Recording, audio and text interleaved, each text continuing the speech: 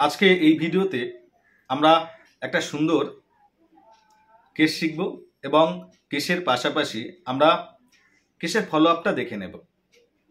কেসটা বলার আগে আপনাদেরকে জানাই যে আপনারা অনেকেই আমাকে বলছেন যে স্যার আপনার ভিডিওটা যেন কেমন কেমন হচ্ছে, অর্থাৎ আপনারা যখন ভিডিওটা প্লে করছেন তখন ইংলিশে শোনাচ্ছে, আপনারা বাংলা শুনতে পাচ্ছেন না, ইংলিশে শুনতে পাচ্ছেন। এটা কিন্তু মনে রাখবেন ইউটিউবের এআই সিস্টেমের মাধ্যমে হচ্ছে। আপনারা ভিডিও যখন প্লে করবেন উপরে দেখবেন আপনারা একটা সেটিং অপশান পাবেন, সেটিং অপশানে গিয়ে আপনারা সেখানে ল্যাঙ্গুয়েজ সেটিং করে নেবেন, অর্থাৎ ইংলিশটাকে আপনারা বাংলায় কনভার্ট করে নেবেন। তাহলে বাংলা ল্যাঙ্গুয়েজ সিলেক্ট করলে আপনারা আমার ভিডিওগুলো বাংলায় দেখতে পারবেন।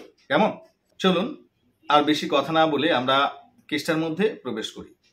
এক ডাক্তারবাবু আমাকে ফোন করেন যে স্যার আমার কাছে একটা পেশেন্ট এসছে, একটা বাচ্চাকে নিয়ে আসা হয়েছে, বাচ্চার 7 মাস বয়স, ওর একটা ফোড়া অর্থাৎ একটা বাগি হয়েছে, আপনি যদি একটু দেখে দিতেন, খুব কষ্ট পাচ্ছে।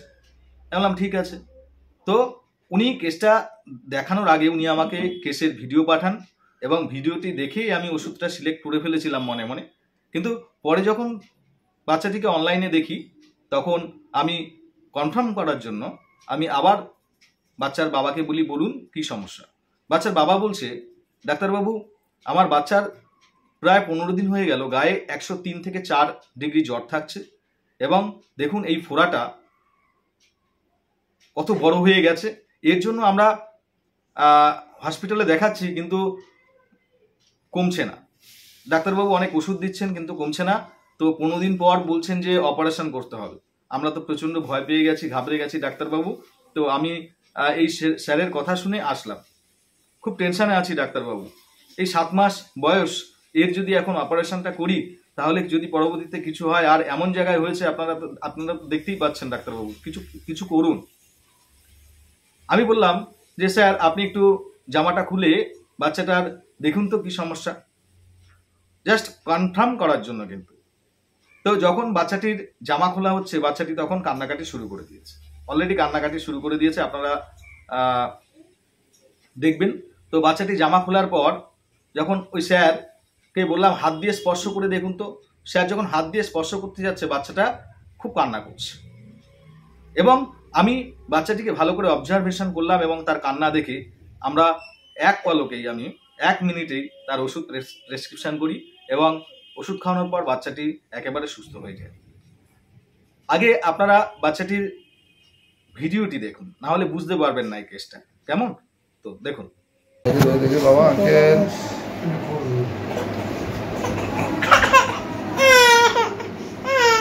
লাইট জন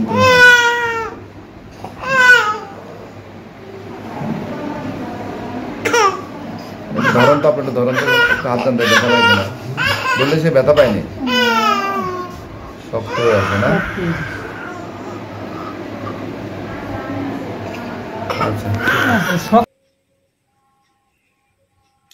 তো আশা করি আপনারা কেসটা দেখেছেন।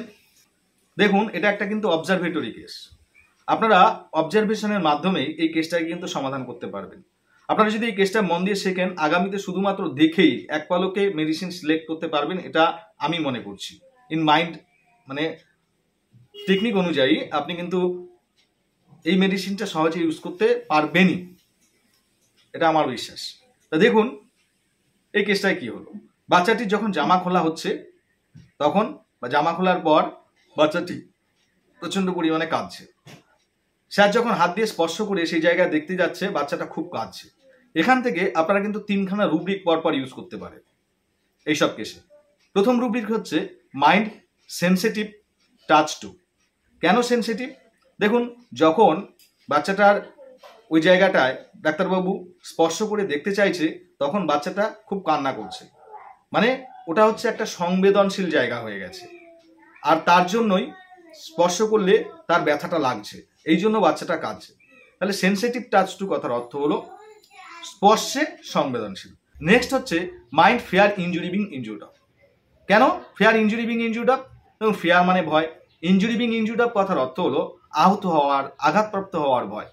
বাচ্চাটা বুঝতে পারছে যে আমার এই জায়গাটা সংবেদনশীল হয়ে আছে, আমার এখানে ব্যথা, এখন আমার এই জামা খুলেছে মানে আমার এখানে হাত দেবে, অর্থাৎ এটা কিন্তু আমাদেরকে বুঝতে হবে। বাচ্চা তো বলতে পারছে না, বাচ্চারা বলতে পারে না, তো এখানে বাচ্চাটি কাঁদছে কারণ আহত হওয়ার বা আঘাতপ্রাপ্ত হওয়ার ভয় পাচ্ছে। Mind fear injury being injured.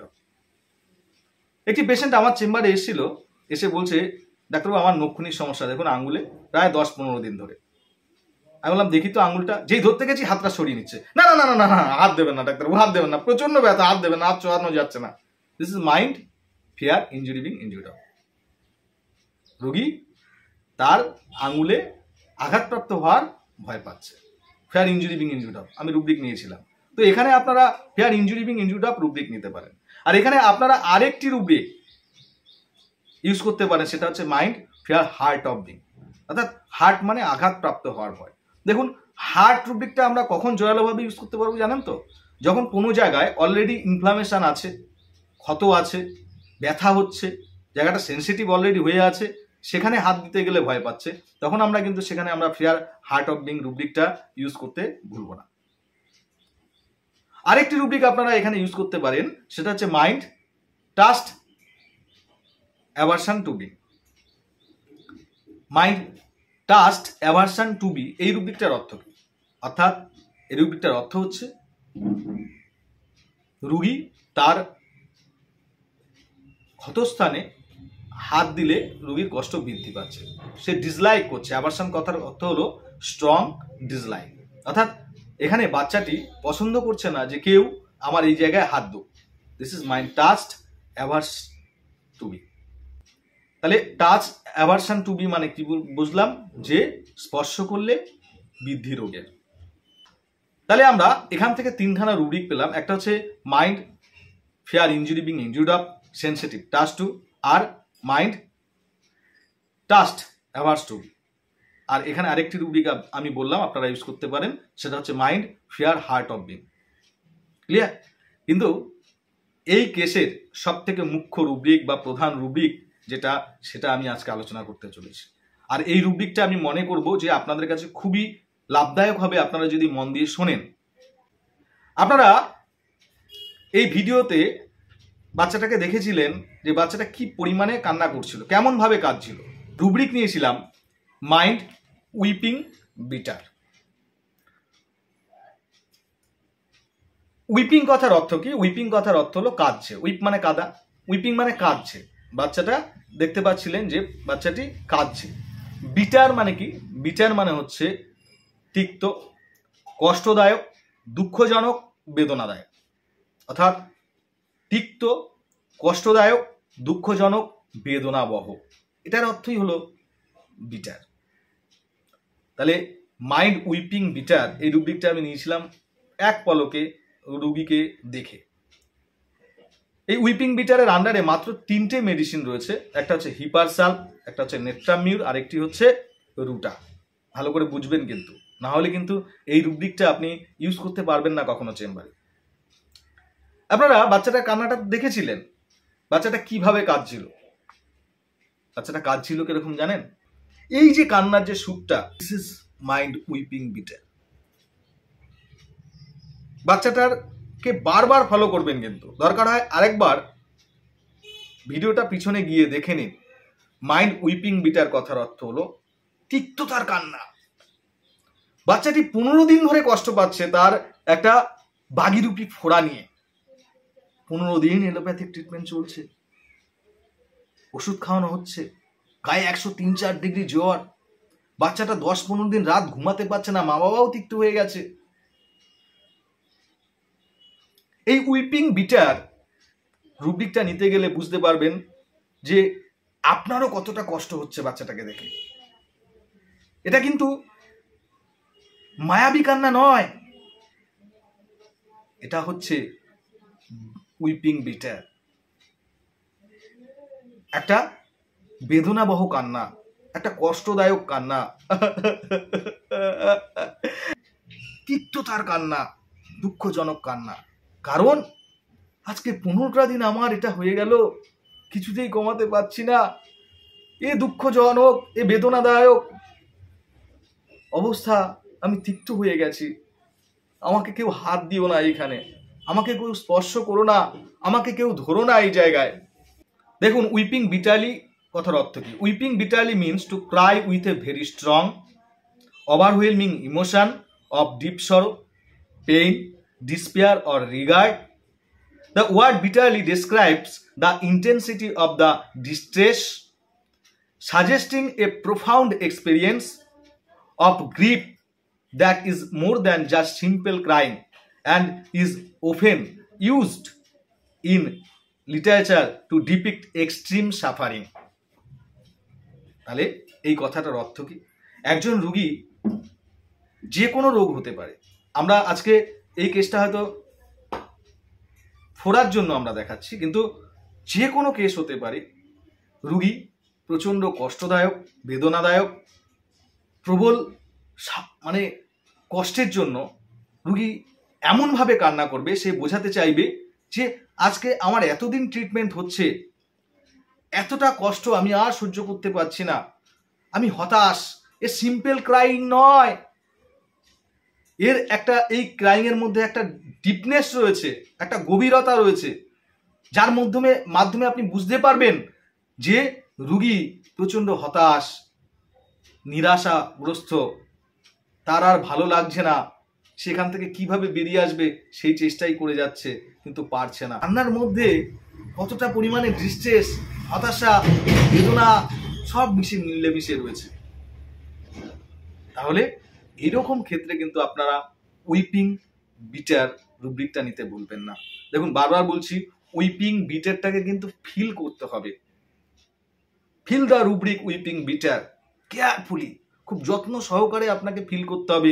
তাহলেই কিন্তু মাইন্ড উইপিং বিটার রুব্রিকটা বোঝার ক্ষমতা বাড়বে আমাদের। এই রুব্রিকের আন্ডারে মাত্র 3টে মেডিসিন রয়েছে, হিপারসাল, নেট্টামিউর এবং রুটা। বারবার বলছি, দরকার হলে বারবার আপনারা বাচ্চাটির কান্নাটাকে বোঝার চেষ্টা করুন, তাহলে উইপিং বিটার বুঝতে পারবেন। এবং আমি আমার দিক থেকে যতটা পেরেছি বোঝানোর চেষ্টা করলাম। তো আমি এবং ওই স্যারের যৌথ উদ্যোগে আমরা বাচ্চাটিকে হিপারসাল 0/1 দিই। 0/1 1 ঘন্টা অন্তর অন্তর দেওয়া হয়েছিল, প্রায় 19 থেকে 20খানা ডোজ। এবং বাচ্চাটার 0/1 খাওয়ার পর বাচ্চাটির ফোড়াটা ফেটে গেছে, ছবিটা পাঠিয়েছে, দেখুন ছবিটা।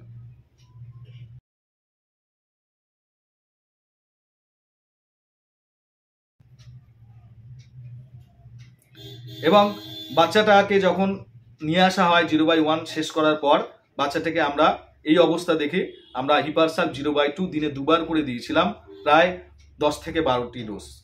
এবং এরপরে শেষ ভিজিটে যখন আমাদের কাছে আসে, তখন দেখুন কি অবস্থা।